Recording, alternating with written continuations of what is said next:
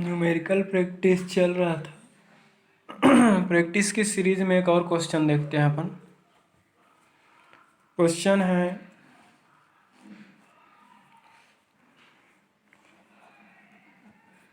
a coil of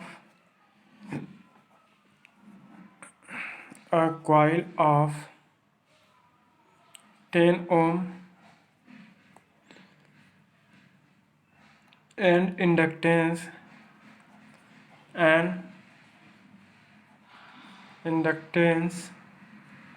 0.1 Henry is connected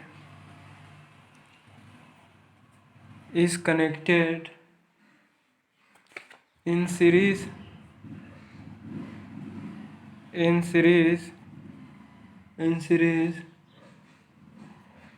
with a 150 microfarad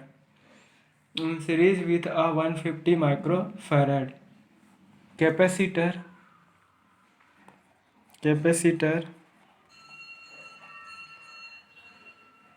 across a 200 volt 50 hertz supply. Calculate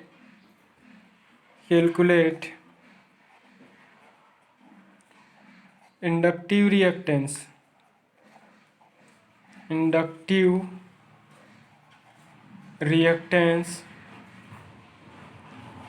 second point है the capacitive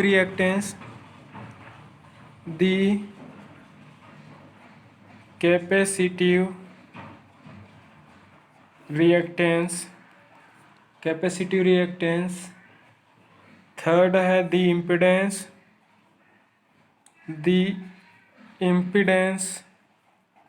impedance चौथा है the current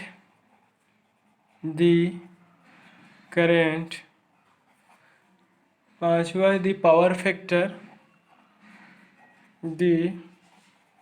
power factor 6 number का point है, इसमें पूछा है the voltage across coil and the capacitor.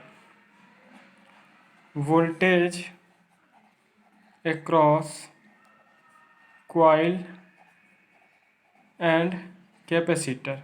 ठीक है, तो उस कॉइल और उस कैपेसिटर के अक्रॉस वोल्टेज पूछा. Voltage across coil and capacitor, power factor, current, impedance, capacitive reactance, inductive reactance. इस क्वेश्चन से आपको सीरीज आरएसी सर्किट पर बेस्ड जितना भी न्यूमेरिकल पूछेंगे वो सारे न्यूमेरिकल है, उसकी आपका प्रैक्टिस हो जाएगा. क्या क्या चीज़ पूछ सकता है, इन सबको छोड़कर बाकी और कुछ नहीं पूछ सकता. ठीक है, तो पहला पैरामीटर जो दिया है उसको लिख देते हैं पहले. गिवन पैरामीटर्स में resistance of circuit, resistance R equal to 10 ohm. 10 ohm का resistance.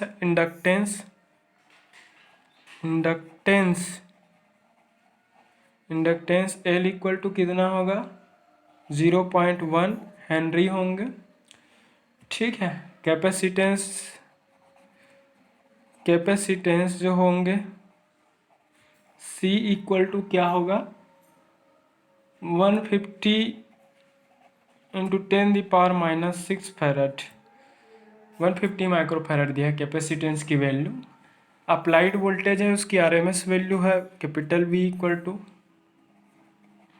200 volt. Applied AC signal की फ्रीक्वेंसी दिया है आपको 50 हर्ट्ज. क्वेश्चन वाला इंडक्टिव रिएक्टेंस पूछा है. Find the inductive reactance for given coil. पहला इंडक्टिव रिएक्टेंस है, तो inductive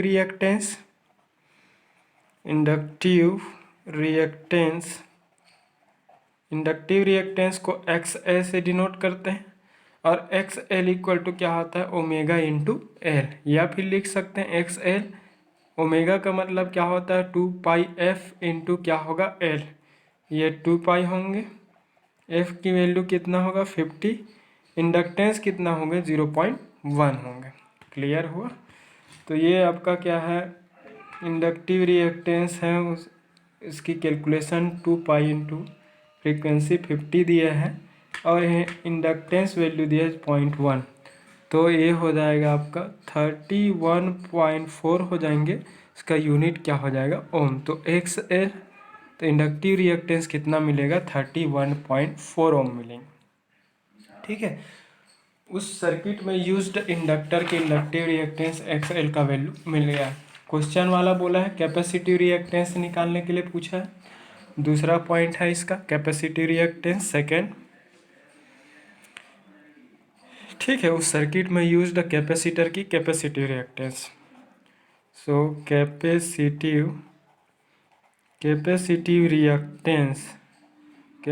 reactance X C equal to क्या होता है? 1/ओमेगा सी, या फिर X C omega angular frequency है, इसको हम क्या लिख सकते हैं? 2 पाई एफ इंटू सी लिखेंगे। तो एक्स सी इक्वल टू 1/2 पाई, 2 पाई मतलब 2 पाई तो कांस्टेंट हो गया, एफ की वैल्यू 50 है, सी की वैल्यू कितना निकला दिया है? 150 माइक्रोफैरड। तो 150 और माइक्रो का मतलब होता है 10⁻⁻⁶। ऑलवेज एसआई यूनिट में ही पुट करेंगे। कैलकुलेटर से अगेन इसका वैल्यू सॉल्व कर लेते हैं। 1/2 पाई इंटू 50 फ्रीक्वेंसी का वैल्यू, और अगला क्या है? 150 इंटू 10⁻⁻�6 है, ये हो जाएगा 21.23। ठीक है, तो एक्स सी कैपेसिटी रिएक्टेंस की वैल्यू कितना मिला आपको? 21.23 मिला। रिएक्टेंस है तो इसका यूनिट क्या होंगे? ओम ही होंगे। रिएक्टेंस, रेजिस्टेंस, इम्पिडेंस, सारे पैरामीटर की यूनिट क्या होता है? ओम होता है। अगला है इम्पिडेंस। इम्पिडेंस ऑफ सर्किट,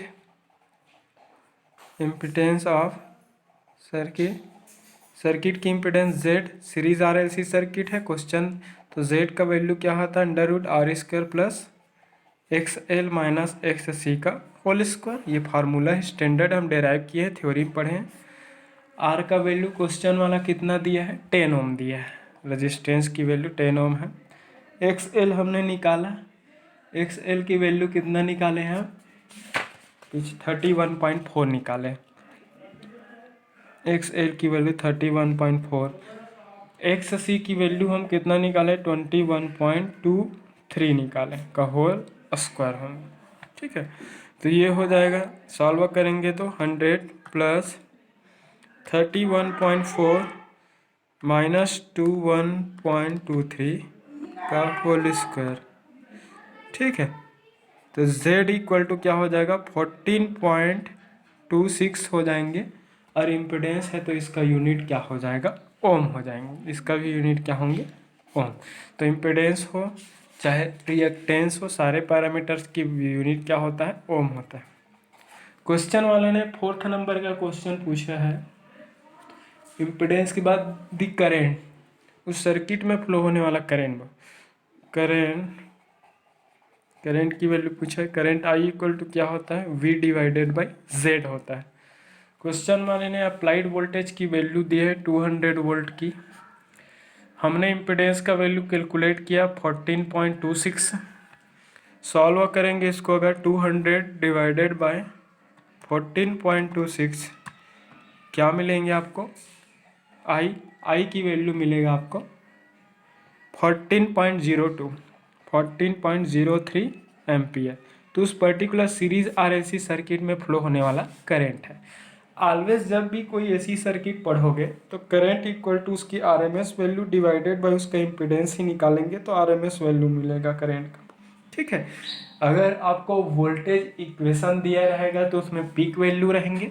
अगर डायरेक्ट सप्लाई वोल्टेज की वैल्यू दिया है तो वो वैल्यू ऑलवेज आरएमएस वैल्यू ही रहेगा। ठीक है, ये चीज़ याद रखेंगे। तो करंट हो गया। नेक्स्ट चीज़ है power factor. Power factor series RLC circuit की पावर फैक्टर है। पावर फैक्टर, तो पावर फैक्टर को मैथमेटिकली पीएफ से डिनोट करते हैं, और पीएफ इक्वल टू क्या होता है? कॉस ऑफ फाई होता है। ठीक है, PF equal to cos of phi, और cos of phi equal to क्या होता है? R/Z होता है। तो सर्किट की रेजिस्टेंस वैल्यू है वो 10 है, जेड की वैल्यू क्या है 14.26 है। ठीक है, हमने निकाला है। अगर आपको फाई की वैल्यू पता है अप्लाइड वोल्टेज, और उस वोल्टेज के कारण उस सर्किट में फ्लो होने वाला अगर करंट की वैल्यू अगर आपको पता है, तो आप आसानी से हम क्या कर सकते हैं, उसमें पावर फैक्टर की वैल्यू है उसका कैलकुलेशन कर सकते हो। अगर फाई पता है तो पावर फैक्टर इसमें मिल रहा है 0.7। ठीक है, इसका कोई यूनिट नहीं होता है, डायमेंशनलेस पैरामीटर है। ठीक है, ऑलवेज पावर फैक्टर की वैल्यू लेस देन होगा, मैक्सिमम 1 हो सकता है। ठीक है, बट ऑलवेज क्या रहेंगे, लेस देन 1 रहेंगे। क्लियर हुआ, पावर फैक्टर हो गया। अब क्या पूछा है क्वेश्चन वाला, voltage across the coil and capacitor. ठीक है, तो वोल्टेज अक्रॉस द कॉइल, ठीक है, वोल्टेज अक्रॉस, वोल्टेज वोल्टेज अगला है वोल्टेज अक्रॉस इंडक्टर। इंडक्टर के अक्रॉस वोल्टेज को हम क्या लिखते हैं, V L, inductive voltage. Inductive voltage equal to क्या होगा, उसमें फ्लो होने वाला करंट इंटू उसका इंडक्टिव रिएक्टेंस। अब सारा एलिमेंट है वो सीरीज फॉर्म में कनेक्टेड है, तो सीरीज फॉर्म में ऑलवेज करंट की वैल्यू क्या होता है, सेम होता है। तो इस पर्टिकुलर सर्किट में फ्लो होने वाला करंट की वैल्यू कितना निकाले हम, 14 पॉइंट कितना निकाले हैं, 14.03। 14.03 करंट फ्लो होगा। यही करंट रजिस्टर में भी फ्लो होंगे, सेम करंट है वो इंडक्टर में फ्लो होगा, अगेन सेम करंट है वो कैपेसिटर में ही फ्लो होगा। एक्स एल की वैल्यू कितना निकला, एक्स एल की वैल्यू 31.4 निकला है। एक्स एल की वैल्यू है वो कितना निकला, 31.4 निकला। तो वहाँ पर वी एल मिलेगा, वी एल की वैल्यू क्या हो जाएंगे, 14.03 ये आपका करंट हो गया, इंटू 31.4 हो गया ये एक्स एल। तो आपको मिलेगा उस इंडक्टर के अक्रॉस वोल्टेज है वो 440 पॉइंट। तो inductive voltage V L equal क्या मिलेगा, 440.54, और ये वोल्टेज है तो यूनिट क्या हो जाएगा, वोल्ट हो जाएगा। ठीक है, एंड वोल्टेज अक्रॉस कैपेसिटर भी बोला है, वोल्टेज एक्रॉस कैपेसिटर। ठीक है, तो उसमें यूज द कैपेसिटर के अक्रॉस वोल्टेज है उसको वी सी देंगे, और वी सी इक्वल टू क्या होता है, उसमें फ्लो होने वाला करंट इंटू उसकी कैपेसिटी रिएक्टेंस आई इंटू एक्स सी। आई का वैल्यू क्या होगा, 14.03 होंगे, एक्स सी का वैल्यू 21.23 के आसपास निकला था, 21.23 ओम है एक्स सी की, इंटू 21.23 है। ये एक्स सी है ना, मल्टीप्लाई नहीं है, एक्स सी कैपेसिटिव रिएक्टेंस। तो वी सी इक्वल टू क्या मिलेगा, कैलकुलेटर से सॉल्व कर लो, 14.03 इंटू 21.23 इक्वल 297 के आसपास आ रहा है, 297.85 आएंगे। वोल्टेज अक्रॉस कैपेसिटर 297.86 वोल्टेज है, तो यूनिट क्या होगा, वोल्ट। तो क्वेश्चन वाले ने ये सब पूछा था कि उस पर्टिकुलर सर्किट के लिए करेंट, वोल्टेज, इम्पीडेंस, ये सारा चीज़ उन्होंने पूछ दिया था। ठीक है, तो अगला है कॉइल। नेक्स्ट क्वेश्चन, एक और क्वेश्चन कर लेते हैं। ठीक है, a coil coil having a coil having a resistance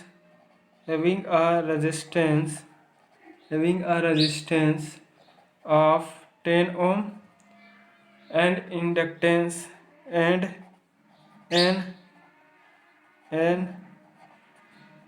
inductance of 0.2 Henry is connected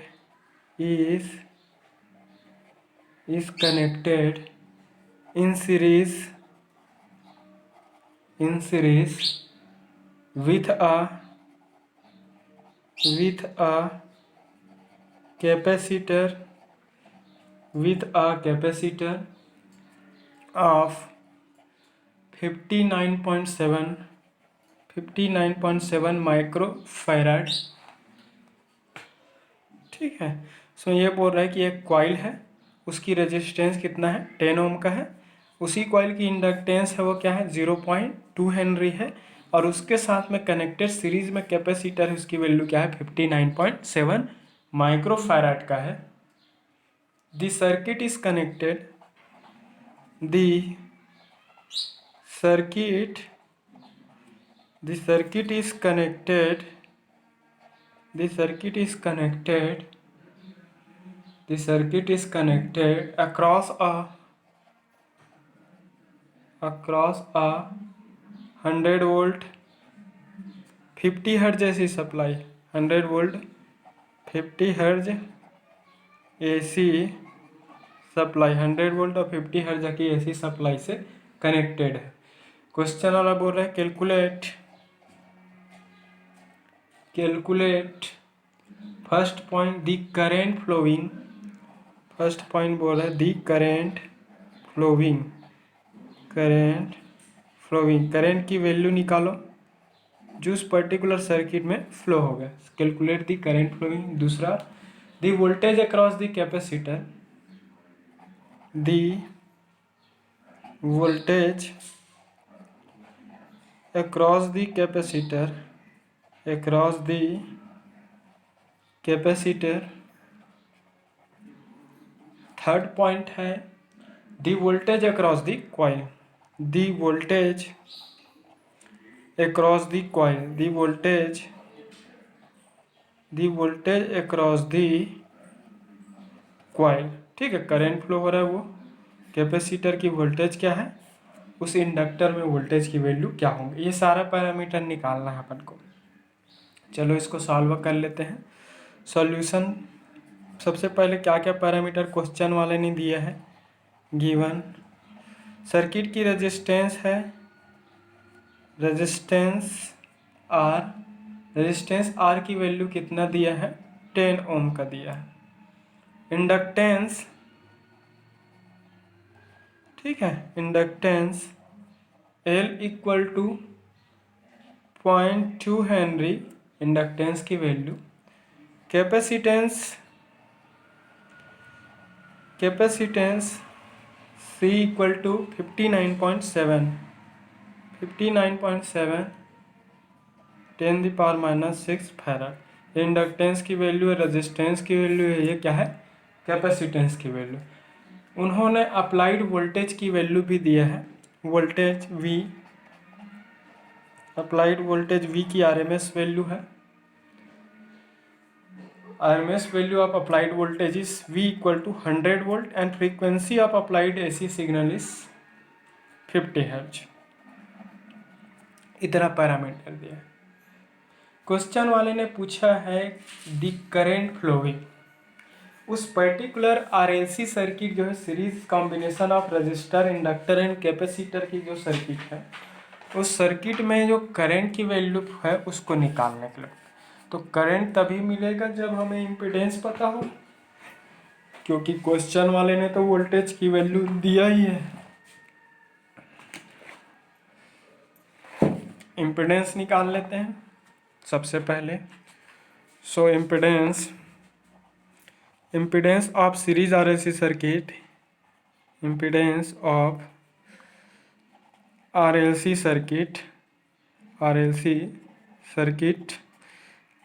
series circuit की इम्पीडेंस अंडर रूट क्या होता है, R² plus XL minus XC का होल स्क्वायर होता है। ये स्टैंडर्ड फार्मूला है Z की वैल्यू।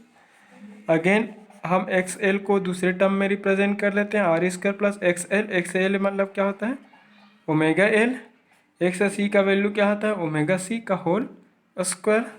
Z की वैल्यू अगेन क्या हो जाएगा, under root R² plus omega का वैल्यू क्या होता है, 2πf into L minus 1/2πf into C का होल स्क्वायर। ये है, ठीक है। अगर इंडक्टिव रिएक्टेंस XL सीधा और XC पता है तो ये वाले फार्मूले यूज़ कर लेना।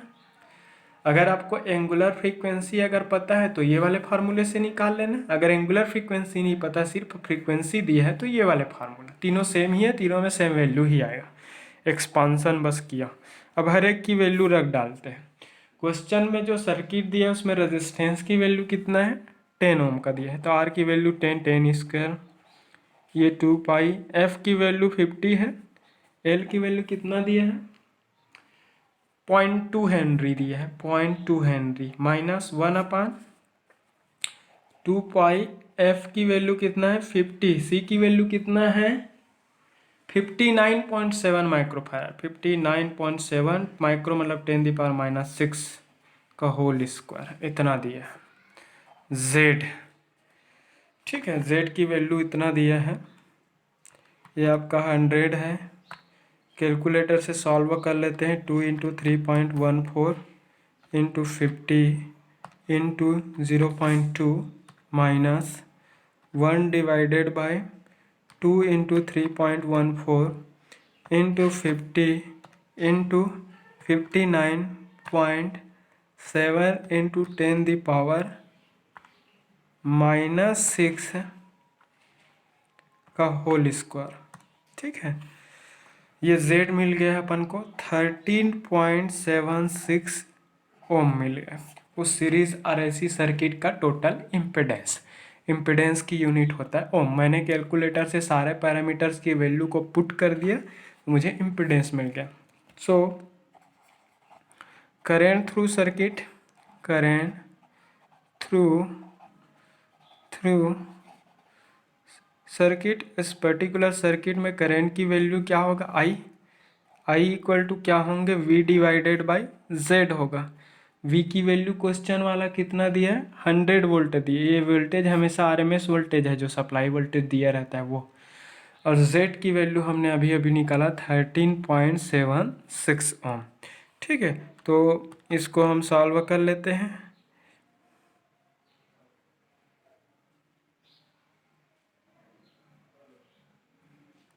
ठीक, निकाल लेते हैं कैलकुलेटर से, 100 डिवाइडेड बाई 13.76, सॉल्व करूँगा तो आई की वैल्यू मिला 7.27, करेंट है तो यूनिट क्या होगा एम्पियर।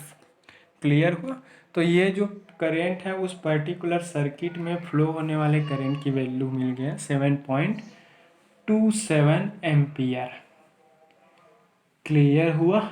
अगर कहीं पर कैलकुलेशन में अगर मिस्टेक होगा तो उसको एडिट कर लेंगे, करेक्शन कर लेंगे, बट टेक्निक तो यही है। आई थिंक इतने सारे करीब 10 क्वेश्चन हो गया होगा, तो 10 क्वेश्चन में तो आप सबको कंसेप्ट क्लियर हो ही गए होंगे, ठीक है। अगला पूछा है करेंट थ्रू सर्किट हो गया, दूसरा पॉइंट क्या बोला voltage across the capacitor, voltage across capacitor, voltage across capacitor, ठीक है।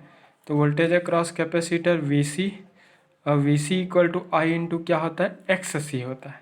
तो आई XC का वैल्यू तो हम तो डायरेक्ट नहीं निकाले हैं, तो XC को हम क्या लिखते हैं 1/ωc लिख लेते हैं, ठीक है। या फिर क्या लिखेंगे आई इंटू ओमेगा की वैल्यू को क्या लिखेंगे 1/2πf इंटू सी हो जाएगा।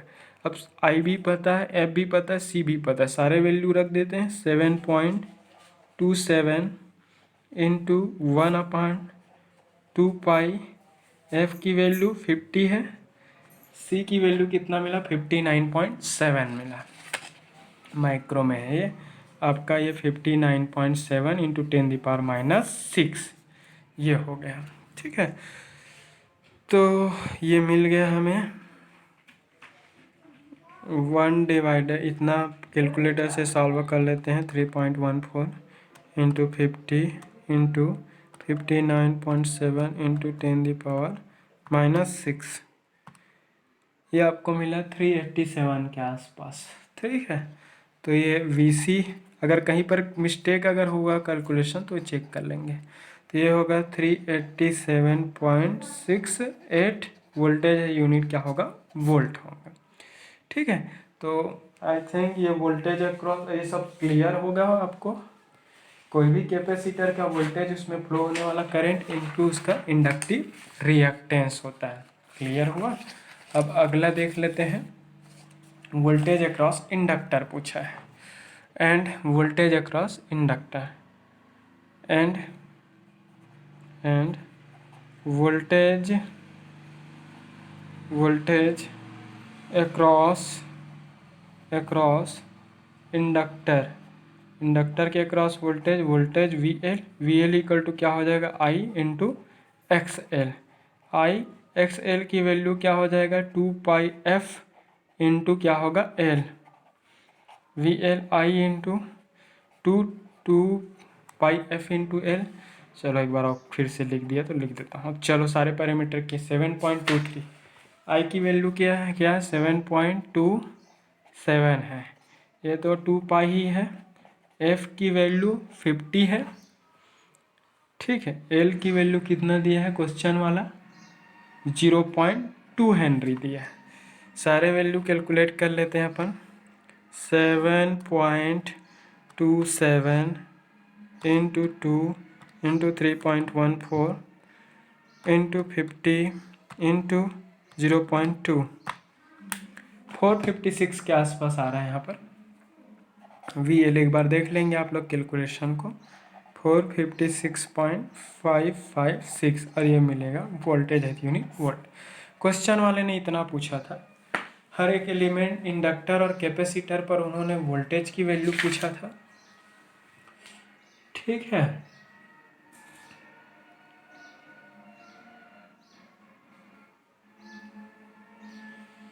चलो एक छोटा सा और क्वेश्चन है।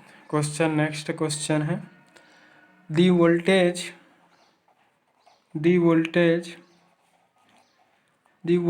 Of 200 volt is applied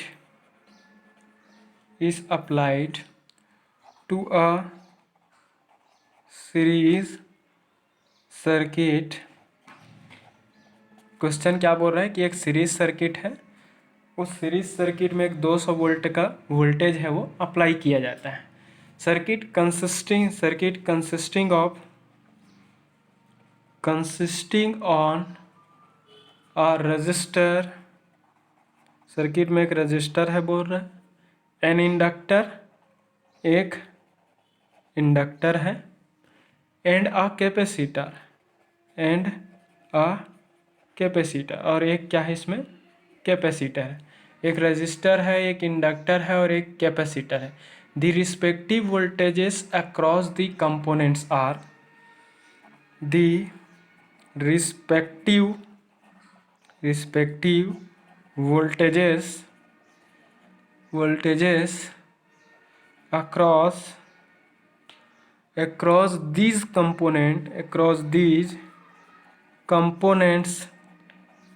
components are 170।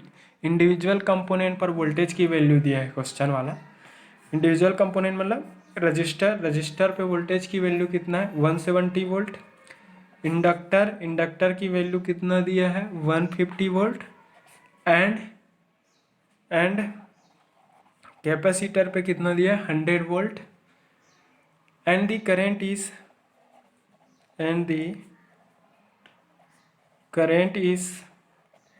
4 ampere.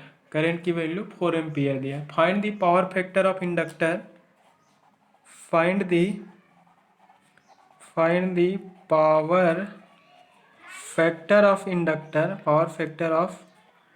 Inductor की पावर फैक्टर निकालो, एंड ऑफ द सर्किट, और उस सर्किट का भी बोलना। क्लियर हुआ। क्वेश्चन वाला यहाँ पर बोला है कि एक सर्किट है जिसमें रजिस्टर, इंडक्टर और कैपेसिटर तीनों सीरीज ऑर्डर में कनेक्टेड है। क्लियर हुआ। रजिस्टर की वोल्टेज की वैल्यू को क्वेश्चन वाला 170 वोल्ट दिया है, इंडक्टर की वोल्टेज को उन्होंने 150 वोल्ट दिया, कैपेसिटर की वोल्टेज की वैल्यू को उन्होंने 100 वोल्ट दिया।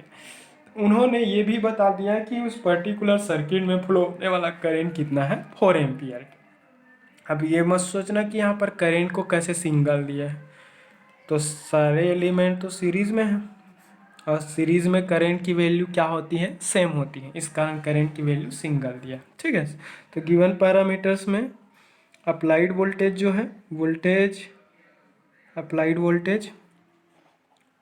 अप्लाइड वोल्टेज की आरएमएस वैल्यू दिया है। Applied voltage V equal to कितना दिया है, 200 वोल्ट।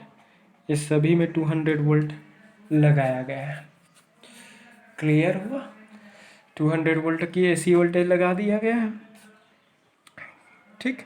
और रजिस्टर पे voltage across resistor V R की वैल्यू कितना दिया है? 170 वोल्ट, 170 वोल्ट दिया है। रजिस्टर पे वोल्टेज की वैल्यू कितना दिया है? 170 वोल्ट। ठीक है। Voltage across inductor voltage across inductor inductor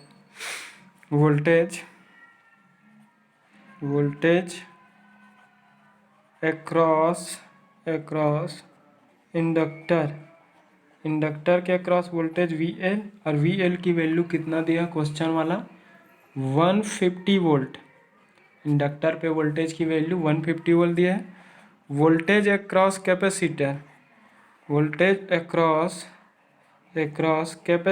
capacitor की वीसी की वैल्यू कितना दिया है? 100 वोल्ट दिया है। ठीक है। Flowing current I equal to कितना दिया है? करंट की वैल्यू क्वेश्चन वाला क्या दिया है? 4 एम्पियर दिया है। इतना दिया है। ठीक है। So we know that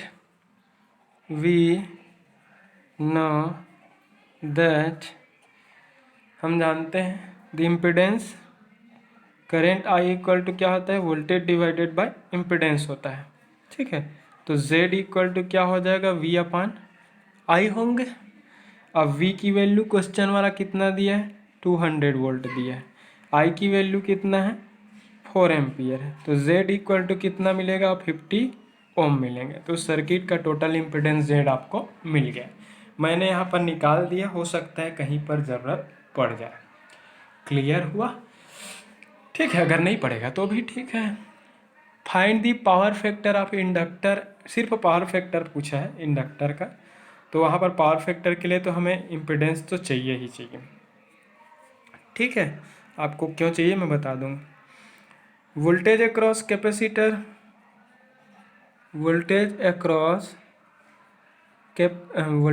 register निकालते हैं। वोल्टेज अक्रॉस रजिस्टर, तो voltage across resistor V R होता है। वी आर इक्वल टू क्या हो जाएगा? उसमें फ्लो होने वाला करंट इंटू उसके रजिस्टर का रेजिस्टेंस, ओम्स लॉ से। वी आर की वैल्यू क्वेश्चन वाला रजिस्टर पे वोल्टेज को कितना दिया है? 170 वोल्ट दिया है। आई का वैल्यू कितना है? 4 एम्पियर। रेजिस्टेंस अननोन है, निकालना है। तो आर इक्वल टू क्या हो जाएगा? 170 डिवाइडेड बाय क्या हो जाएंगे? 4 हो जाएंगे। ठीक है। तो ये हो जाएगा 170 डिवाइडेड बाय क्या हो जाएगा? 4।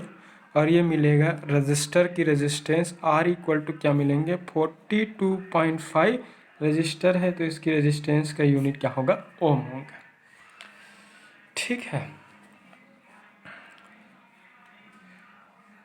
ये रजिस्टर की रेजिस्टेंस मिल गया, Z मिल गया। सर्किट के अगर पावर फैक्टर निकालना है तो इंडक्टर की पावर फैक्टर निकालना है तो हमें XL की ज़रूरत पड़ेगा। सो वोल्टेज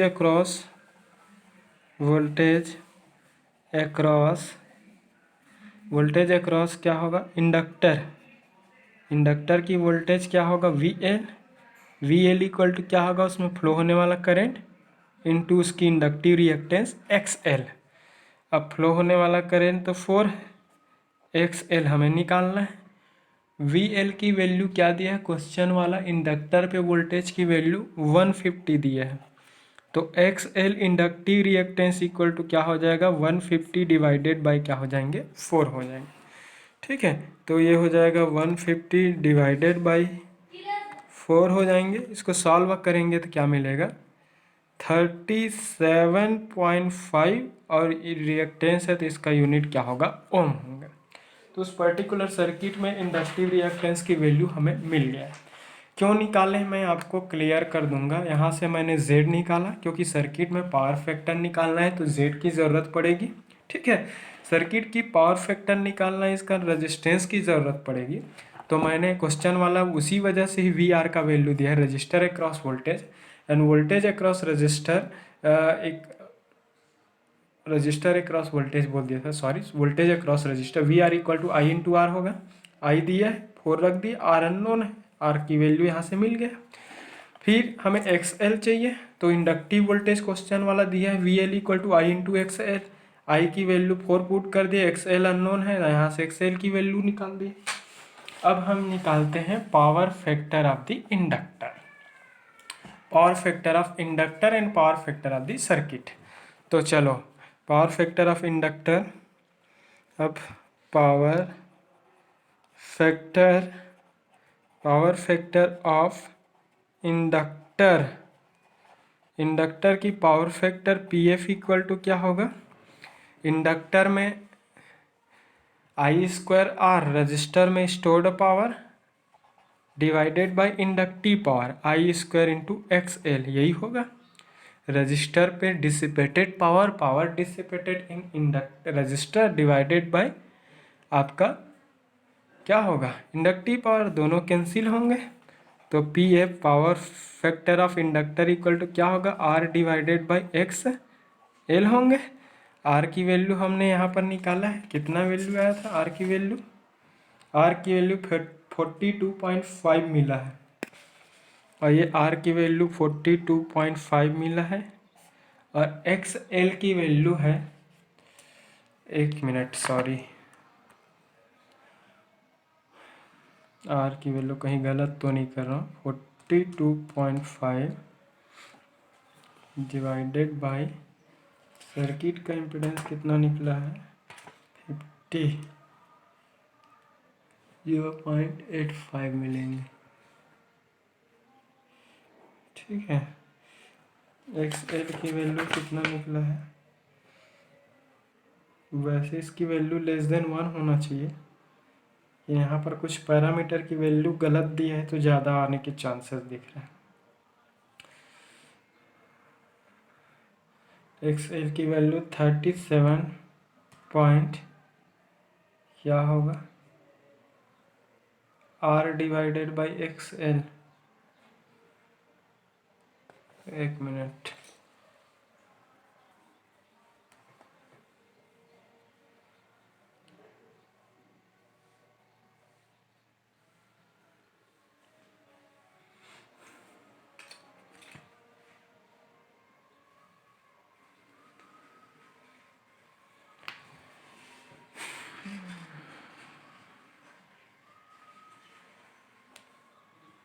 इसकी वैल्यू पैरामीटर की वैल्यू गलत दी है, इस कारण गलत आएगा, एक से ज़्यादा आ जाएगा, वैसे एक से ज़्यादा नहीं आना चाहिए। पावर फैक्टर ऑफ सर्किट, इसलिए इसको छोड़ रहा हूँ मैं।